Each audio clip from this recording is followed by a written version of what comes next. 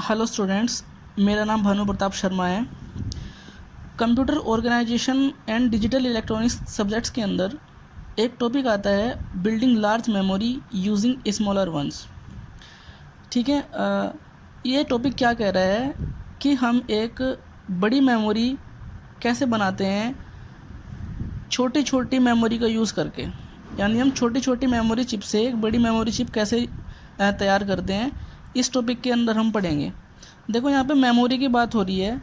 ये memory basically हम primary memory के बारे में बात कर रहे हैं। प्राइमरी मेमोरी मीन्स हमारी रैंडम एक्सेस मेमोरी रैम। ठीक है, तो हमें एक रैम चिप तैयार करनी है यूजिंग स्मॉलर चिप्स। तो इससे पहले हम क्या पढ़ते हैं, हमने एक ब्लॉक डायग्राम पढ़ा था रैम का। रैम चिप कैसे बनती है, देखो क्या होता है कि हमने पढ़ा था, इसमें कुछ इनपुट्स होते हैं। एक होता है हमारा CS चिप सेलेक्ट, एक होता है हमारा CS बार। ठीक है, और CS की वैल्यू ऑलवेज़ 1 रहेगी अगर हमें चिप इनेबल रखनी है, और CS बार की वैल्यू ऑलवेज़ 0 रहेगी। अगर प्रोसेसर इस रैम के अंदर कुछ राइट करना चाहता है तो उसके लिए एक राइट इनपुट होगा। अगर इस रैम से कुछ रीड करना चाहता है तो उसके लिए एक रीड इनपुट होगा। ठीक है,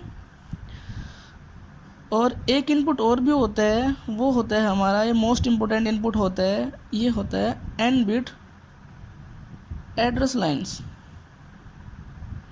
ठीक है, इसी इनपुट सिंबल का हम यूज़ करेंगे इस ऑर्गेनाइजेशन के अंदर। तो देखिए, रैम और आउटपुट क्या होती है रैम की। रैम की जो आउटपुट होती है वो एक बाई डायरेक्शनल डेटा बस के साथ कनेक्ट होती है। ठीक है, ये क्या होती है, बाई डायरेक्शनल डेटा बस, जहाँ जिसके थ्रू डाटा रैम के अंदर आता है या रैम से बाहर जाता है CPU के पास। तो देखिए, यहाँ मान लो ये रैम है हमारी 128x8 साइज़ की रैम है। इसका क्या मतलब है, देखिए यही मतलब हमें समझना है इस पूरे ऑर्गेनाइजेशन के अंदर। ठीक है, अगर हमें ये समझ में आ गया तो पूरा ऑर्गेनाइजेशन समझ में आ जाएगा। देखो, इसमें क्या होता है, 128 का मतलब होता है इस रैम के अंदर 128 वर्ड्स अवेलेबल हैं और हर एक वर्ड का साइज़ 8 बिट है। ठीक है, यानी 128 words into size of each word, ये हमारी रैम का साइज़ हो जाएगा। तो size of RAM chip is equal to number of words into size of each word. ठीक है, ये हमारा रैम का साइज़ होता है।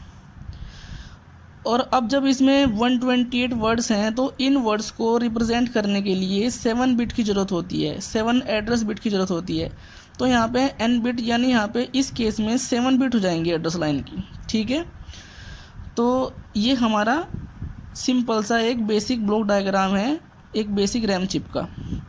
अच्छा, अगर हमें एक बड़ी रैम चिप बनानी है, ऐसी ही चिप्स का यूज़ करके हम उनको जोड़ते चले जाएंगे और एक हमारी बड़ी रैम तैयार होती चली जाएगी। ठीक है, इस टॉपिक के अंदर हमें यही चीज़ पढ़नी है कि ऐसी बहुत सारे चिप्स का यूज़ करके हम एक बड़ी मेमोरी कैसे बनाते हैं, बड़ी रैम कैसे बनाते हैं। ठीक है, और ये चिप उसके अंदर कैसे ऑर्गेनाइज होंगी, इस चीज़ को बोलते हैं रैम ऑर्गेनाइजेशन। ठीक है, तो रैम ऑर्गेनाइजेशन क्या हुआ कि छोटी छोटी मेमोरी चिप्स जो हैं वो कैसे अरेंज होती हैं, ठीक है, हार्डवेयर के अंदर, जिससे कि एक बड़ी मेमोरी बन के तैयार होती है। ठीक है, वही चीज़ पढ़नी है हमें। तो भाई देखिए, हम इस चीज़ को ना डायरेक्टली क्वेश्चन से करते हैं। ठीक है, हम समझते हैं सीधा क्वेश्चन करके। तो हम इसमें क्या होता है, 3 तरीके के क्वेश्चन होते हैं। ठीक है, केवल 3 ही तरीके के क्वेश्चन बनते हैं इसमें, और हर क्वेश्चन में हमें 4 पार्ट्स निकालने होते हैं। ठीक है, हर क्वेश्चन के 4-4 पार्ट्स होते हैं। देखो क्वेश्चन किस टाइप के होते हैं, देखो इस साइज की तरफ देखिए आप।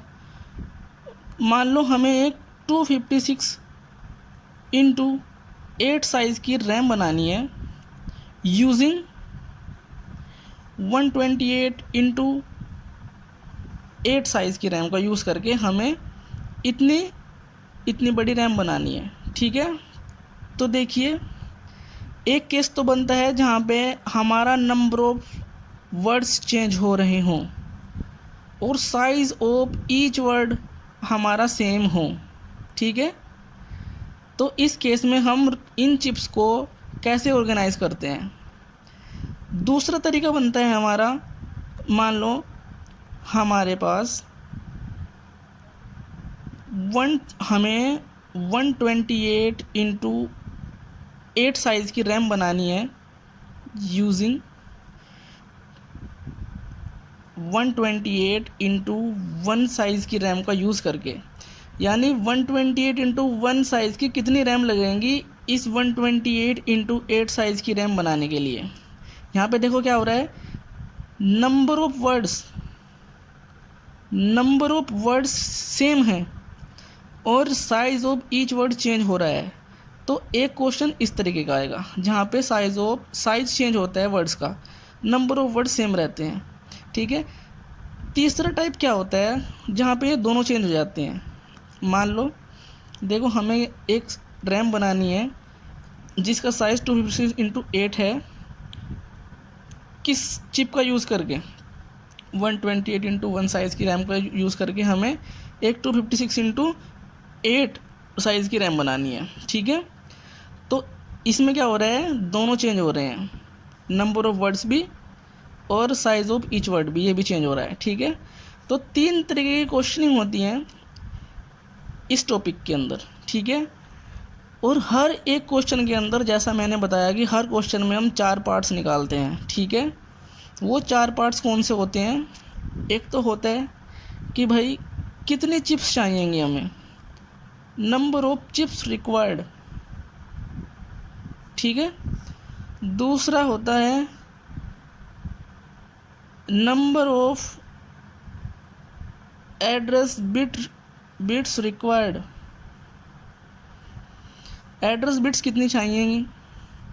तीसरा होता है, एक चीज़ होती है डिकोडर, जब हम छोटी छोटी रैम चिप से एक बड़ी रैम चिप बनाते हैं तो उसके बीच में हमें एक डिकोडर लगाना पड़ता है, ठीक है। ये डिकोडर किस काम आता है, जब हम क्वेश्चनिंग करेंगे तब हम इस चीज़ को समझ लेंगे, ठीक है। डिकोडर साइज़ क्या होगा। चौथा ऑर्गेनाइजेशन, यानी इसकी पिक्टोरियल रिप्रेजेंटेशन, ठीक है। इसकी ये इंपॉर्टेंट है, पिक्टोरियल रिप्रेजेंटेशन बना के दिखानी है, ठीक है। ये इस टाइप का क्वेश्चन आएगा कि design 256 into 8 size of RAM using 128 into 8 size small 128 into 8 RAM chips. यानी इसमें हम निकालेंगे कि भाई कितनी सारी इस साइज़ की चिप लगेंगी इस रैम को बनाने के लिए। पहला क्वेश्चन, कितना एड्रेस बिट्स चाहिएंगे हमें इन सभी रैम चिप्स को इनेबल करने के लिए ताकि ये इस जैसा आउटपुट दें। डिकोडर साइज़ क्या रहेगा, पिक्टोरियल रिप्रेजेंटेशन क्या रहेगी। तो ये हमारा एक बेसिक कंटेंट है जो कि हमें क्वेश्चंस को निकालने से पहले समझना पड़ेगा, ठीक है। तो इस वीडियो को आप रिवाइज़ करके देखें। नेक्स्ट वीडियो में हम देखेंगे क्वेश्चन कैसे करते हैं, ठीक है। Thank you very much.